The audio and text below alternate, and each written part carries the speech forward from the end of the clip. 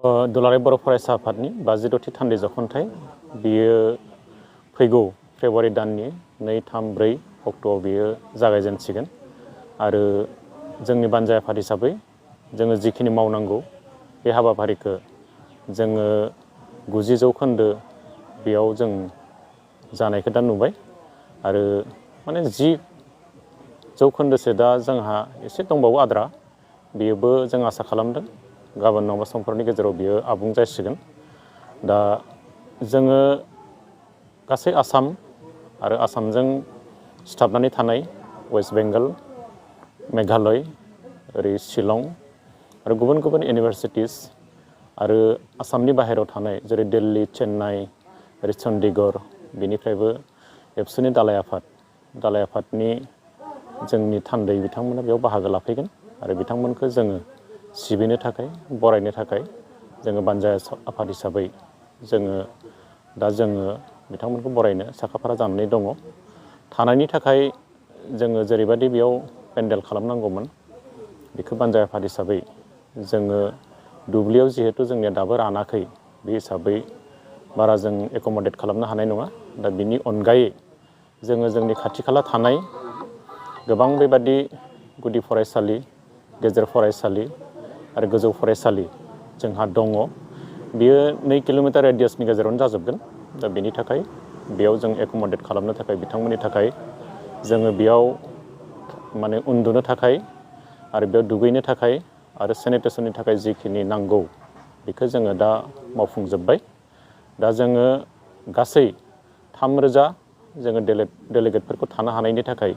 बिथांमोनखौ एकमडेट खालामनो थाखाय जोंनि थाग्राखौ जों रेडि खालामबाय बेनि अनगायै जोङो मिथिनाय बादिब्ला क'क्राझार चिरां उदालगुरि आरो बाक्सा बे जिल्लाफोरनिफ्राय माखासे आनसलिक कमिटिस आरो डिस्ट्रिक्ट कमिटिसफ्रा बिथांमोना बेवहाय फैनानै गावसोरनो बेयाव पेन्डेल बानायनानै बिथांमोना थाफैनायनि खोथा बुंदों मिरु आफादा जोंनो बेबादि फोरमायहरदों आरो बे हिसाबै बिथांमोननि थाखाय नांगौ रोखोमनि जि माखासे मुवा बेसाद जेरै औवानि जि जुगार जों बेखौ खालामना दोनदों आरो बिथांमोननि थाखाय जिखिनि जोंहा माने इलेक्ट्रिसिटिनि जिखिनि पावारनि जि साप्लाइ नांगौ बेखौ जों बेबस्था खालामनानै दोनदों दा बेबो जासिगोन जों बेखौ नोजोर नुदों आरो जोंहा 2 तारिखआव बेहाय बेसेबांखिनि जोंनि माने दालाय आफादफोरनि एबा जोंनि बेयाव गाहाय दरखं बेखेवनाय गाहाय सायनासालि गाहाय जोंनि जौस्रां बेखेवनाय बेजों लोगोसे दिन्थिफुंसालि बेखेवनाय जोंनि डेलिगेट हल delegate camp volunteer camp culture camp बेनि लोगोसे अपेन मार्केट आरो डाइनिं हल बे बेखेवनायफ्रा जोंना जागोन बेनि अनगायैबो भलिबल माने जोहोलाव सोमब्ला बसुमतारी जि भलिबल माने बादायलायनाय जायो बेखौबो बेखेवनाय जागोन आरो बेजोंनो लोगोसे जोंनि गायदे हेलेना बेयाव आइजोफोरनि थाखाय जि मोनसे काबादि बादायलायनाय बेनि बेखेवनायाबो बेयाव जागोन दा 2 तारिखआव जोंनि बे हाबाफारि दङ गाहाय दरखंखौ जोंनि बेखेवनानै होगोन जोंनि आसामनि केबिनेट मन्थ्रि जोंनि बिनि लकेल MLA अजन्ता नेउग बायद'आ बेखेवनानै होगोन आरो बेजों लोगोसे गाहाय जोंनि जि जौस्रां आरो गाहाय सायनासालि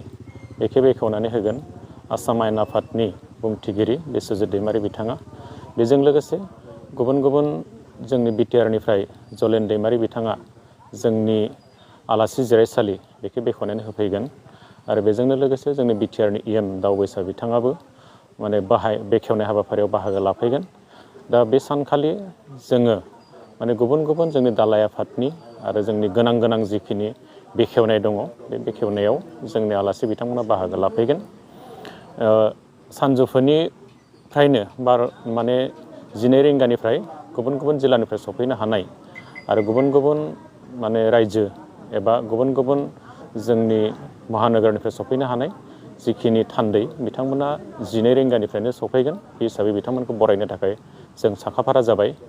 आरो मख'नो गोनांदि गेवलां मेलाव आसामनिनो गिबि मन्थ्रि डक्टर हिमन्त बिश्व शर्मा बिथाङा बाहागो लाफैगोन आरो बिथांजों लोगोसे आसामनि केबिनेट मन्थ्रि अशोक सिंघाल बिथाङा बाहागो लाफैगोन बेजों लोगोसे केबिनेट मन्थ्रि इउजि ब्रह्म बिथाङाबो बाहागो लाफैगोन बिटिआरनि गाहाय मुस्रि प्रमद बर' बिथाङा बाहागो लाफैगोन बर' कसारि वेलफेयार अफ समाज काउन्सिलनि गाहाय मिहिनेश्वर बसुमतारी बिथाङाबो बाहागो लाफैगोन बिनि अनगायैबो जोंनि खाथियावनो थानाय सनवाल कसारि जोंनि जि गाव हायुं खुंथायनि बेहाय गाहाय टंकेश्वर सनवाल बिथाङा बाहागो लाफैगोन आरो थेङाल कसारि अट'नमास काउन्सिलनिबो गाहाय बिथाङा प्रताप कसारि बिथाङाबो बाहागो लाफैगोन। बिनि अनगायैबो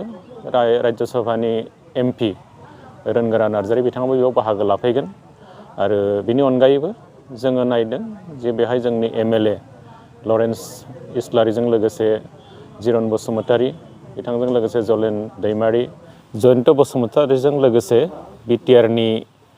बुंथिगिरि कातिराम बर'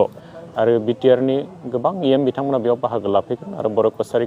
वेलफेयार अट'नमास काउन्सिलनिबो जोंनि EM बिथांमोना बेयाव बाहागो लाफैगोन। जों आसा थिदों जोंनि नैबे दुलाराय बर' फरायसा आफादनि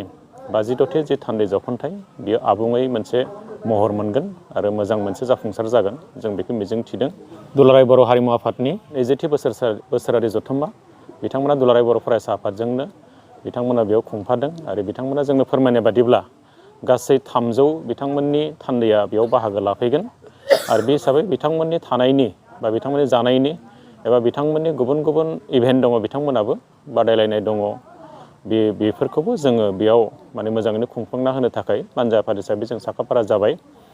नाथाय जोङो बेयाव जि फिरफिला बिरहोनाय बेहा जोंहा थावनिनि एसे जोंहा बेयाव खम जानायनि थाखाय बा जोंहा एसे उसुबिदा जानायनि थाखाय जोङो दुलाराय बर' फरायसा आफादनि जि मोनसे फिरफिला बिरहोनाय बे थावनियाव जोङो जोंनि जिनिखि जायगानि एसे उसुबिदा जानायनि थाखाय बिथांमोनखौ जोङो दुलाराय बर' फरायसा आफाद जोंनि गलाघाट जिल्लानि जि मावख' जों बेयाव मोनसे बेबस्था खालामदों। बिथांमोननि फिरफिला बिरहोनायाबो जोङो बेयाव 3 फेब्रुवारि खालिनो बे जागोन। नाथाय माने जि मोनसे जोङो एसे माने आलादा जायगायाव बेयो थारमाने फिरफिला बिरहोनाय बे हाबाफारिया जासिगोन। बिथांमोननि जिखिनि थानायनि जानायनि एबा बिथांमोननि जे गासैबो इभेन्टनि थाखाय जोङो बानजा आफाद हिसाबै जिखिनि मदद होनांगौ बे मददखौ जों बिथांमोननोबो होगोन। जेबो उसुबिदा जानाय नङा जों दा बानजा आफादनिफ्राय जों बेखौनो जों दा जोंनियाव मोनसे मिजिं जों लाखिदों आरो बोथोरा जुदि माने बिदि उसुबिदा खालामाब्ला जोंनि नैबे 56थि थान्दै जख'न्थाइ आरो दुलाराय हारिमु आफादनि जि खुंगा 20थि बोसोरारि जथुम्मा बियो जोबोद गाहामैनो खुंजागोन आरो जोबोद माने ओंथि गोनाङै बेयाव जाफुंसार जागोन जों बेखौ मिजिंथिदों।